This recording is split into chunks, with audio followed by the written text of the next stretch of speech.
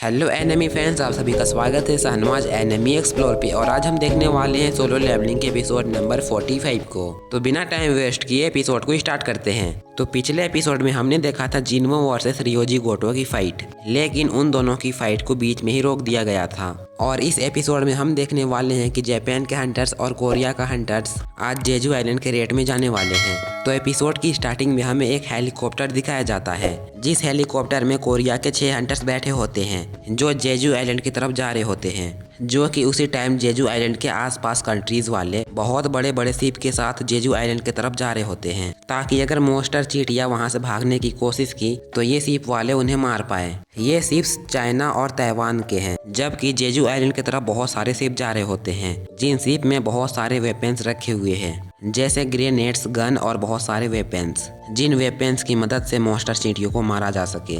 Jeju island के आसपास जितने भी शिप्स होते हैं उन सब की कमांड जोंगसू के पास होती है। और जोंगसू कौन है वो आप लोगों को पता ही होगा। कोरिया के टॉप 5 गिल्ड में से एक गिल्ड जोंगसू का है, लेकिन जोंगसू ए रैंक का हंटर है। जोंगसू अपने साथियों से कहता है अपने आप में जरा सा भी डर को पैदा नहीं होने दो, वरना चींटियां तुम्हारे अंदर डर को महसूस कर लेगी और सबसे पहले तुम लोगों को मारने के लिए आएगी। जोंगसू का वाइज मास्टर उससे कहता है लेकिन क्या ये सारी बात हम पर भी अप्लाई होती है? हम सब तो जेजू आइलैंड से काफी दूर में हैं। जिस पर जोंगसू उनसे कहते हैं हम लोगों को अपनी तैयारी पूरी रखनी चाहिए, क्योंकि किसी भी टाइम कुछ भी हो सकता है। अगर कोई मॉन्स्टर चींटी उड़कर हमारी तरफ आती है तो हमें उसे फौरन ही मारना होगा। अगर वो चींटी किसी तरह शहर तक पहुंच जाए तो वो बहुत ही तबाही मचा देगी और वो चींटी बहुत सारे लोगों को मार डालेगी। उसी शिप पर फेम गिल्ड के मास्टर मादोंग भी होते हैं। वो अपने साथियों से कहते हैं मैं जेजू आइलैंड के रेड के लिए जा रहा हूँ, मेरे आने तक तुम सब यहीं पर रुकना और जेजू आइलैंड से जो भी चींटियां बाहर आएंगी उन सबको मारना होगा तुम लोगों को, इसलिए यहीं पर रुकना और अपना ध्यान सिर्फ जेजू आइलैंड की तरफ ही रखना। मादोंग का वाइज मास्टर उससे कहता है लेकिन मैं यहाँ पर क्या करूँगा, ये सारा एरिया तो इन नाइट्स ने संभाल रखा है। मास्टर मादोंग उनसे कहते हैं तुम काफी ज्यादा टैलेंटेड हो, तुम इन सबको ट्रेनिंग दे सकते हो, क्योंकि ये सारे लोग टैंक नाइट्स हैं। वाइज मास्टर उनसे कहते हैं मास्टर मादोंग मैं चाहता हूं कि आप सही सलामत वापस आ जाएं। ये सीन हंटर्स के हेलीकॉप्टर में बैठने से पहले का है। वहीं पर रिपल गिल्ड के मास्टर लिमताई भी होते हैं, जो कि कॉल में बात कर रहे होते हैं और लिमताई से कहा जाता है मिन संग को फ्रंट में भेज दिया गया है। ये बात सुनकर लिमताई बहुत ही ज्यादा हैरान हो जाते हैं और कहते हैं तुमने हमारे मिन संग को फ्रंट में क्यों भेजा?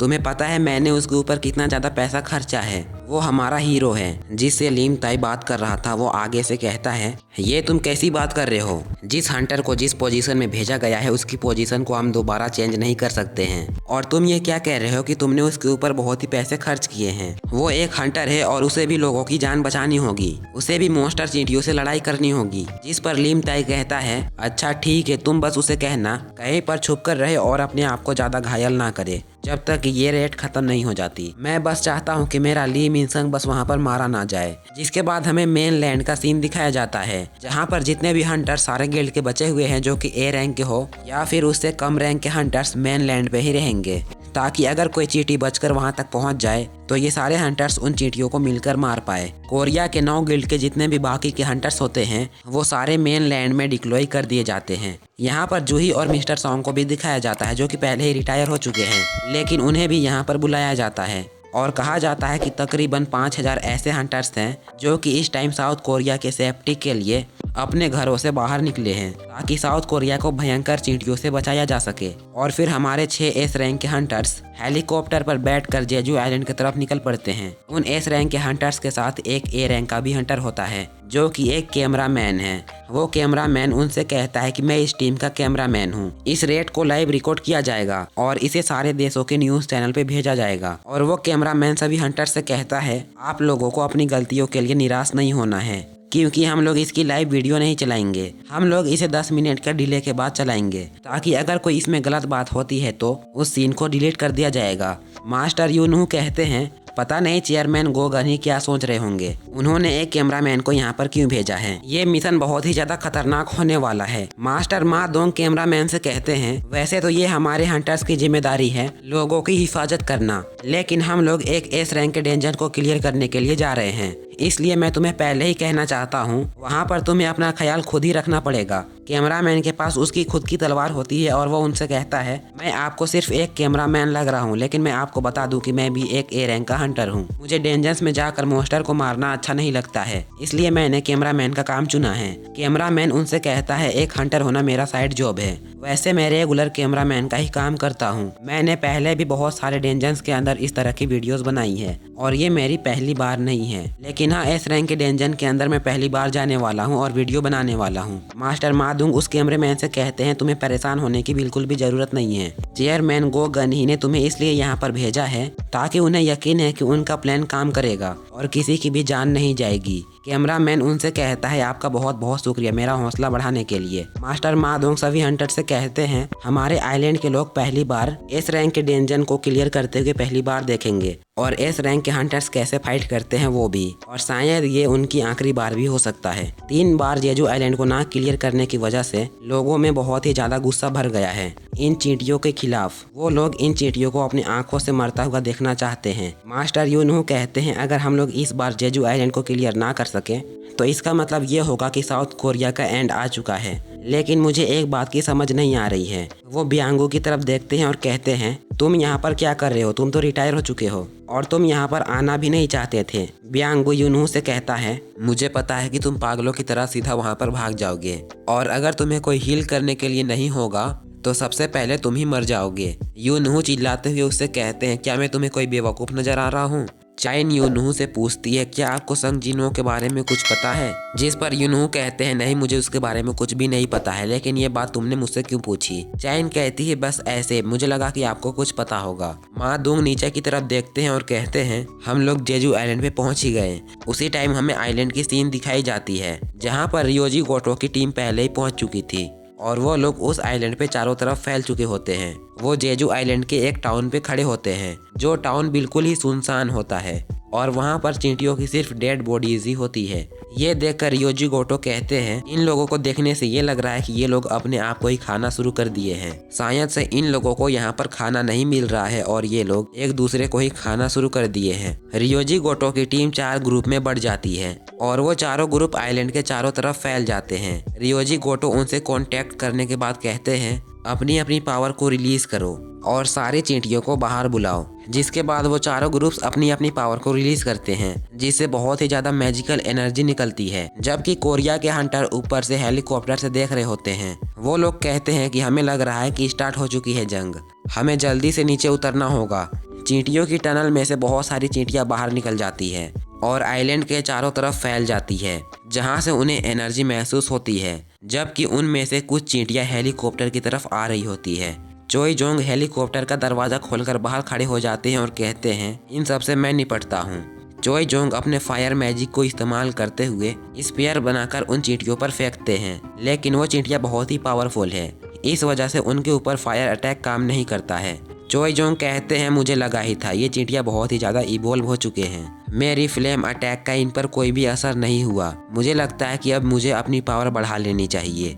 चोई जोंग अपने हाथ में एक बहुत ही बड़ा सा फायर बॉल बनाते हैं और अपने साथियों से कहते हैं, किसी चीज को बहुत ही मजबूती के साथ पकड़ लो, हेलीकॉप्टर थोड़ा सा हिलने वाला है। और साथ ही चोई जोंग अपने फायर बॉल को उन चींटियों की तरफ रिलीज करते हैं जिससे कि सारी चींटियां जलकर राख हो जाती है। चोई जोंग कहते हैं, चींटियां पहले से ज्यादा पावरफुल हो चुकी है। और साथ ही चोई जोंग हेलीकॉप्टर से छलांग लगा देते हैं और कहते हैं, मैं पहले जाकर नीचे देखता हूँ आखिर ये चींटियां कितनी स्ट्रोंग है। मैं नीचे जाकर तुम लोग को सिग्नल करूंगा, उसके बाद तुम लोग भी नीचे आ जाना। मादोंग ये देखकर कहते हैं, क्या चोई जोंग ठीक रहेगा? जिस पर चाइन कहती है, हाँ वो बिल्कुल ही ठीक रहेंगे, क्योंकि चोई जोंग के पास जो मैजिकल पावर है बहुत सारे एनिमीज को एक साथ हैंडल कर लेती है। चोई जोंग जैसे ही नीचे उतरते हैं, बहुत सारी चींटियां उन पर अटैक करने के लिए आगे बढ़ते हैं, लेकिन चोई जोंग अपने फायर को रिलीज करते हुए उन चींटियों को जलाकर राख कर देते हैं। चोई जोंग कहते हैं, जब मैं छोटा था तब मैं छोटी लाइटर के साथ चींटियों को जलाता था और उन्हें जलाने पर उन पर से पॉप की आवाज़ आया करती थी, लेकिन अब मेरे पास इतनी ज़्यादा फायर पावर्स हैं कि जैसे ही मैं इन चींटियों को जलाता हूँ तो इनमें से बड़े बड़े एक्सप्लोजन होते हैं। साथ ही चोई जोंग ऊपर की तरफ देखते हैं और अपने साथियों से कहते हैं, तुम लोग नीचे आ सकते हो, मैंने रास्ता क्लियर कर दिया है। मास्टर मादोंग कहते हैं, हमारा प्लान बाकी प्लान से काफ़ी अलग है। हम लोगों को टनल के अंदर जाना है और वहाँ के क्वीन को मारना है, लेकिन अगर हम लोग वहाँ पर फंस गए तो हमारी मौत निश्चिंत है, क्योंकि जैपनीज हंटर सारी चींटियों को 1 ही घंटे के लिए बाहर रख सकती है और हमारे पास सिर्फ 1 ही घंटा रहेगा उन चींटियों की क्वीन को मारने के लिए। अगर हम लोग 1 घंटे के अंदर उन चींटियों को नहीं मार पाएंगे तो फिर हमारी मौत हो ही जाएगी। जिसके बाद वो सब रेडी हो जाते हैं और जहाज से कूद जाते हैं। उसी टाइम हमें एक शिप में सुगीमोटो को दिखाया जाता है, जो कि जापान का 11वां हंटर है। सिग्नल चैनलिंग का काम स्टार्ट करो। फिर वो लोग सैटेलाइट की मदद से सिग्नल चैनलिंग का काम शुरू कर देते हैं, जिससे कि चींटियों की सिग्नल चैनलिंग खत्म हो जाती है और वो चींटियां अब अपने साथियों को सिग्नल नहीं दे सकते हैं। आइलैंड पे जापानीज हंटर उन चींटियों से फाइट कर रही होती है। एक लड़की कोमोमोटो से कहती है, तुम्हें अपनी फुल पावर में आकर इनसे फाइट करनी होगी, वरना तुम यहीं पर मारे जाओगे। जबकि उसी टाइम हमें उनकी दूसरी टीम का सीन दिखाया जाता है। यहाँ पर एक हीलर लड़की अपने दूसरे हंटर से कहती है, हम लोगों ने अभी तक बहुत सारी चींटियों को मार डाला है, अगर हम लोग ऐसी ही चींटियों को मारते रहें तो हम लोग तो उनसे पहले इस डेंजन को क्लियर कर देंगे। आखिर कोरियन टीम कर ही क्या रही है। साथ ही वो कैंसो के बारे में पूछते हैं, कैंसो कहाँ है, जिस पर वही लड़की कहती है, कैंसो को फाइट करना बहुत ही ज्यादा पसंद है, इसलिए वो चींटियों के टुकड़े टुकड़े करने के लिए गया हुआ है। हमें इधर किंसो को दिखाया जाता है, जो कि फाइट करते हुए बहुत ही ज्यादा एंजॉय कर रहा होता है और चींटियों को मार रहा होता है। जापानीज की टेल्टा टीम टनल के बहुत ही ज्यादा करीब होती है। उन्हें टनल के अंदर से धमाकों की आवाज आती है। वो कहते हैं, चोई जोंग ने अपनी फायर पावर यूज कर ली है। कोरियन की टीम टनल के अंदर चली गई है। काई उससे कहता है, मेरा आइस मैजिक और चोई जोंग का फायर मैजिक, तुम्हें क्या लगता है कि हम दोनों के बीच फाइट हो तो कौन जीतेगा। चोई जोंग ने अपने मैजिकल पावर को इस्तेमाल करते हुए टनल के ऊपर एक फायर नेट बनाया हुआ होता है, ताकि चींटियां ऊपर के रास्ते से ना आ पाए। वो सारे लोग टनल के अंदर चले जाते हैं। चोई जोंग उनसे कहता है, मेरे फायर नेट को बी रैंक से जितनी भी नीचे की चींटियां होगी वो नहीं तोड़ पाएगी, लेकिन अगर बी रैंक से ज्यादा पावरफुल चींटियां हो तो वो आसानी से इस नेट को तोड़ सकती है। साथ ही चोई जोंग नीचे बैठ जाता है और कहता है, मुझे पता लगाना होगा कि चींटियों की क्वीन कहाँ पर छुपकर बैठी हुई है, चलो पता लगाते हैं। चोई जोंग अपने पावर से बहुत सारे छोटे छोटे फायर बॉल क्रिएट करता है और उन्हें उन सारे गुफों के अंदर छोड़ देता है। उसके फायर बॉल जैसे ही गुफों के अंदर चले जाते हैं, वो दूसरे वाले गुफे से बाहर निकल आते हैं, यानी कि वो एक गुफे से अंदर जाकर एक गुफे से बाहर आते हैं। चोई जोंग सभी हंटर से कहता है, चींटियों के सारे टनल्स मैच की ही तरह है, अगर हम लोग यहाँ पर चलते रहे तो हम लोग रास्ता भटक जाएंगे और हम लोग भटकते भटकते वापस से यहीं पर आ जाएंगे और हमें क्वीन कभी भी नहीं मिल पाएगी।